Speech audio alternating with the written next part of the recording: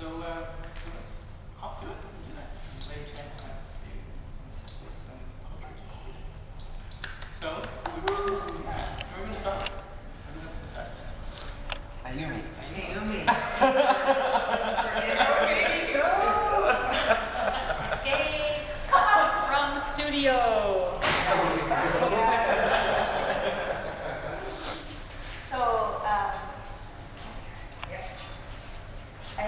When I first arrived here in this wonderful territory,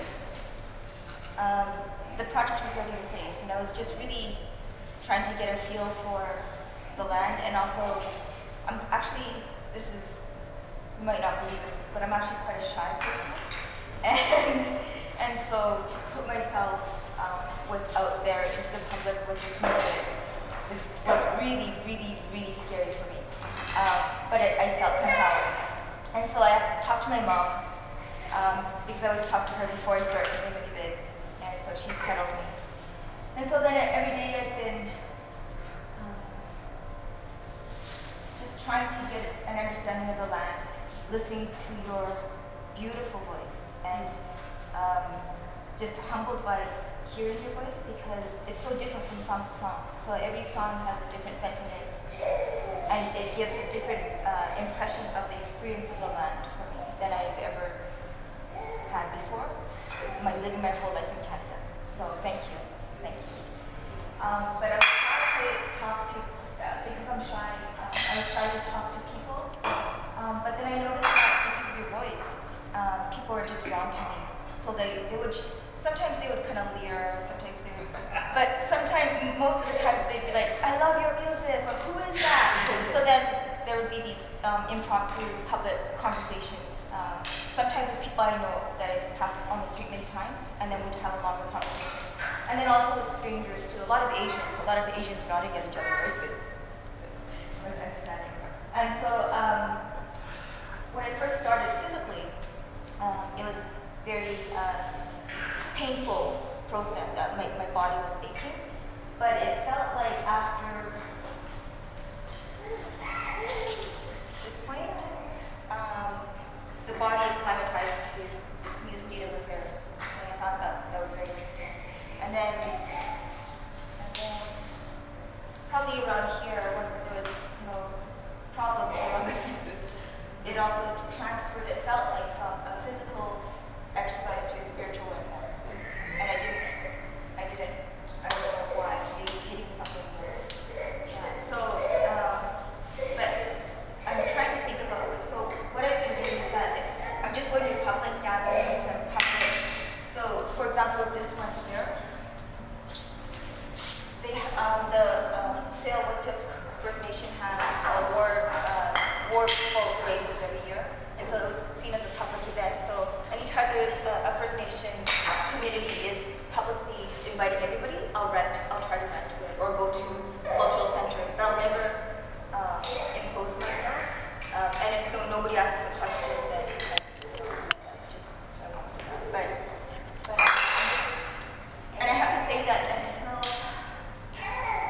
until here, I felt like I felt alone. I felt like I was with you, or you were with me, but I felt a little bit scared for my safety. But this is when we all gathered together, and just this is, it's become a group endeavor for me. It's something shifted. It's no longer that individual running anymore. So I just want to thank your presence, because it's just deep, right? So, and I'm also right now thinking about how to incorporate songs from the land, like you were suggesting. And by invitation, I would play people's songs and on their territories. And then, yeah. So after the residency, I will still be running for another, maybe 50 days. 50 days or so, I think. And then I will give you each a copy. I'll try to compile it all. Give you each a copy of just all the images of the art. So that's what I'm doing. Yeah. Yeah, the text. Oh, the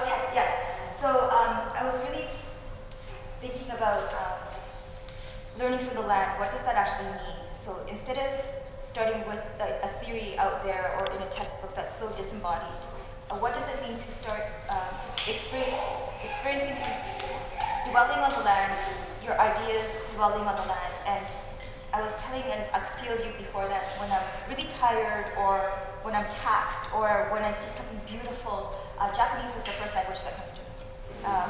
Or philosophical thoughts, Japanese is the first language that comes to me. So I wrote, first I thought, okay, go from the physical body to the artistic experience into Japanese, which is also so that my mother understands what I'm doing. It's very important that she understands what I'm doing, because she often tells me that she's done nothing with her life, and it's not true. And then the English is that which remains, right? And it's, I'm hoping that it's been so beautiful drumming. It's so imbued with the land, to the movement, to the art, to the Japanese, that it's a transformation of my way of engaging with ideas. And so if I'm able to do that in an academic practice, then I think it would have been a good lesson, right? And this is all inspired by your music and the Nishiyu walkers. Yeah. I think that's really important, that you're running the length, the distance that the Nishiyu runners or walkers walk. Is that? Yes, yeah. Can you talk more about that? Sorry. Yeah, sure.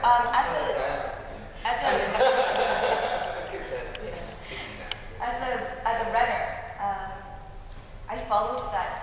Like when Places posted the walkers almost every day walking, like different images, I was just like flipping through it and drawn to it, and I thought, holy shit, this is deep. And I was thinking that the covering of the land and that experience of the land is so different from, I think, immigrants coming to the land and trying to survive on it, but not having a feel for it, because they're rushed about by the legal, like the law, they're rushed about by economic and social survival, they're rushed about by racism and feelings of exclusion.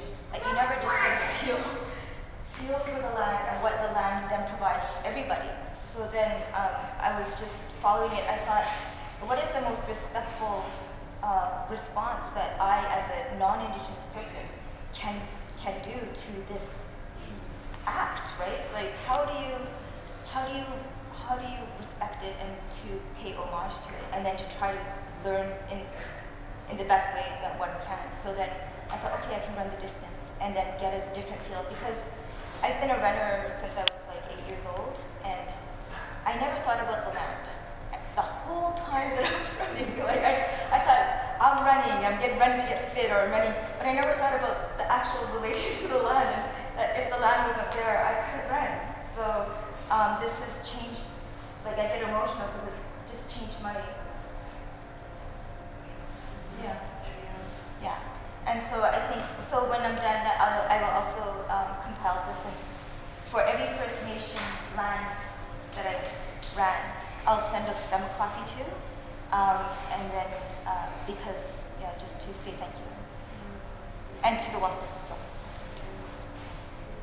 Yeah, it's a very simple thing. That watercolor on paper, everything that falls away, the colors that fall away. But maybe for me, it's a life-changing experience. So.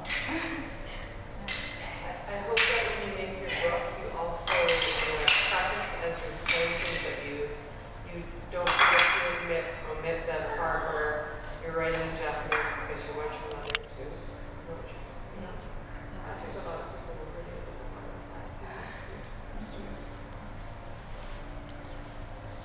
That's really important.